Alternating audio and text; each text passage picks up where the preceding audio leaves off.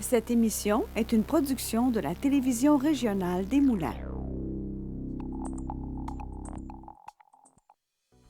Avec la collaboration de la Chambre de commerce et d'industrie Les Moulins, le CFP des Moulins, le CFP des Riverains et le SAE, fiers partenaires de Fibre E.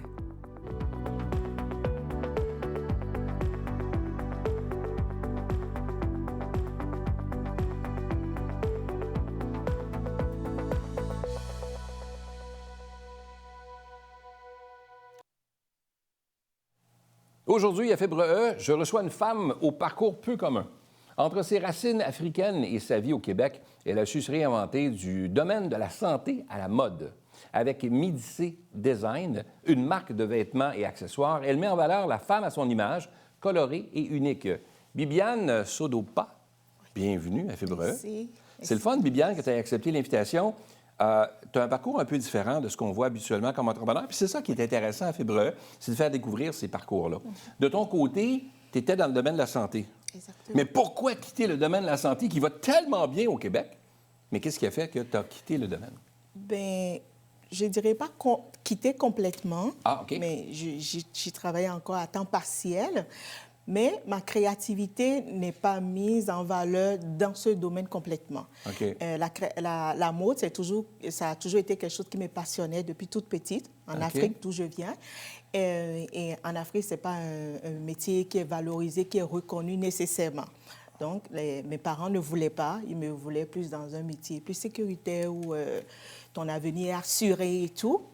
Et en Afrique, tu ne dis pas non à tes parents. Donc, j'ai toujours fait ce qu'ils pensaient être mieux pour moi. Ce n'est pas méchant. Jusqu'à ce qu'un jour, j'ai eu l'opportunité de faire mon processus d'immigration où je suis rendue ici au Québec, où c'était vraiment l'opportunité pour moi d'explorer cette créativité qui dormait en moi. Et voilà. Cette fibre entrepreneuriale, tu crois que tu avais en toi ou Je pense de que devenir oui. ton propre patron, de Oui. devenir un... Oui? Parce qu'en Afrique, quand j'ai fini mes études, ma famille, toujours, voulait que j'aille plus dans la restauration. Et ils m'ont OK. vraiment ouvert un fast-food que j'ai géré C'est tout vrai? le temps, oui, en Afrique, OK. pendant près de 10 ans avant d'immigrer. Donc, c'est déjà une base que j'avais. Je n'ai jamais eu à travailler, juste fait la restauration. Mais ce n'est pas ce que je voulais. Et là, toi, tu voulais créer des vêtements Oui. parce que la mode te captivait plus, là. C'est ça qui... Oui, c'est vaste. Moi, voir la femme se révéler à travers ses vêtements, briller, ça, c'est ce que je veux, m'investir dans le rayonnement de la femme. Et depuis toute petite, je me rappelle, je disais à ma mère, moi, je me vois en tant que femme d'affaires voyager en 2 avions, habiller la femme. Moi, la femme me fascine, qu'elle soit belle, qu'elle soit présentable et tout. Et une fois rendue ici, c'était une opportunité, une belle opportunité à saisir, à aller suivre la formation. Je l'ai fait, c'était un DEP. Et c'est comme ça l'idée est née en quelque sorte. Mais c'est vrai qu'un vêtement, des fois, quand tu portes un vêtement, ça peut tout changer un peu la confiance en soi de la personne. Donc, ça peut, pour la femme, la même chose. Le Les vêtement vêtements, peut... c'est vraiment un moyen de communication. C'est ça qui te révèle une personne devant toi, la manière dont tu t'habilles, ça te met en confiance de toute façon et l'autre avec qui tu discutes le perçoit. Si tu es en confiance dans tes vêtements, et si je discute avec toi, tu le verras. Elle s'assume et si tu veux faire une affaire avec moi, bien, à travers ton style vestimentaire, tu peux arriver à convaincre une personne. Ta posture, tout ça, ça change. Je disais que c'était un design coloré Oui. que tu avais au niveau de tes vêtements. Oui. Quand on se lance en affaires comme ça dans une province, dans un pays qui est autre que le nôtre originalement, les coutumes sont différentes, Oui. la façon de faire est différente. Comment tu as trouvé le fait de partir, tout ça? As-tu trouvé ça difficile au départ? Est-ce que les gens t'ont accueilli les bras ouverts avec ton design puis ce que tu voulais? Ou... Bien, bâtir une clientèle, c'est pas toujours évident non c'est plus, pas se faire évident. connaître et tout ça. Comment ça s'est passé? Moi, je pense que je suis encore dans cette phase-là Ouais. de se faire connaître. Et comme tu l'as souligné, les coutumes ne sont pas les mêmes et assez colorées. Mais moi, je pense que les couleurs, des fois, on hésite, on se demande, est-ce que cette couleur, ça va me faire des trucs comme ça? Et la femme hésite à se révéler, à porter ces couleurs. Et moi, c'est ce que moi, j'ai envie de révolutionner en quelque sorte, oser porter ces couleurs pour exprimer cette puissance qui est en nous, la femme, en fait. pas toujours être sobre. Donc, pour revenir à ta question, non, ce n'est pas évident qu'on accepte tout ça, mais je pense que c'est en voie, tranquillement. Là, ben, de faire de la convection de dessin, un dessin de mode, c'est une chose. Comme ça, faire la confection réelle, là, ça prend des sous, ça prend du financement, ça prend des... Tu sais, pour partir tout ça, là. Oui. Est-ce que ça, cet aspect-là a été difficile? Est-ce que les gens t'ont fait confiance au départ pour que tu puisses au moins partir le tout? Ou... Non, vraiment très difficile. J'ai tout fait à mon compte. J'ai eu à faire une campagne de sociofinancement, malheureusement, qui n'a pas abouti. Peut-être pas, les gens ne me connaissent pas encore par manque de confiance et tout. Mais ma première collection, par exemple, quand je l'ai lancée, tout était à mon compte. Je n'ai pas eu de financement autre que moi-même, là, mais tranquillement. Tu as pris tes économies, tu as décidé d'investir pour pouvoir récolter par la suite. Exactement. Là, ça fait combien de temps là, que tu... J'ai fait le lancement officiel en septembre, donc c'est vraiment récent, 26 septembre, pour mes vêtements. Donc, quelques mois déjà, là. Oui. OK. Exactement. OK. Donc, ça fait pas énormément de temps. Est-ce qu'il y a des choses que tu referais différemment, là, après 2 mois comme ça? Tu regardes ça un peu, t'aurais-tu fait des choses différemment ou tu es content du début, là? Moi, je pense que je le fais déjà différemment parce que j'ai eu un projet dans le passé, toujours dans le cadre de Médicé Design, où c'était des accessoires. Je fabriquais des accessoires en cuir de pomme pour femmes.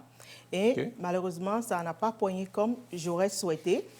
Mais je me suis servi au fait de cette expérience pour améliorer, parce que c'est comme une réorientation plus vers les vêtements, mais je me suis servi de cette expérience avec Médicé Création, c'était création mes accessoires, pour améliorer ce que je voulais, ma mission, comment je percevais la mode pour aller plus vers les vêtements.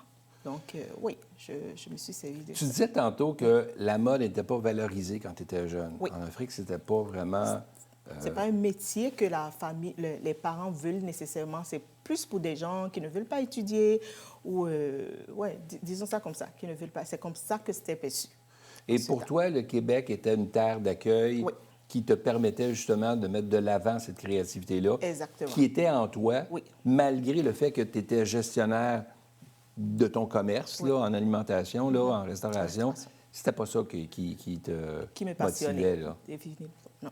C'est tout un saut pareil, là, partir. Oui, fait que tu as quitté ta famille, toi, de ton côté, pour t'en venir ici, venir t'établir et assouvir la passion que tu avais là, pour ce projet d'entrepreneuriat-là. Oui, définitivement.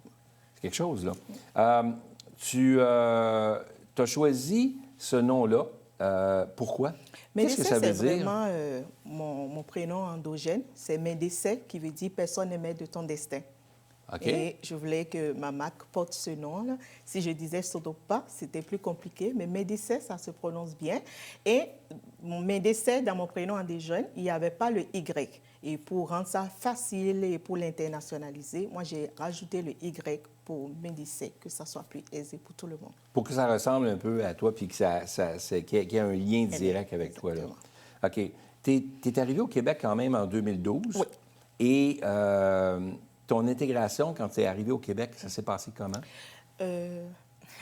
Comme toute immigration, j'imagine que tu n'as jamais immigré, mais ce n'est pas évident. Tu connais personne. Le travail, la restauration, je ne pouvais pas le faire nécessairement ici. En tout cas, pas ce que je voulais. Donc, j'ai eu à travailler par-ci, par-là, dans des entrepôts, par-ci, par-là, pendant 1 an. Et parce qu'il faut que je subvienne à mes besoins et tout.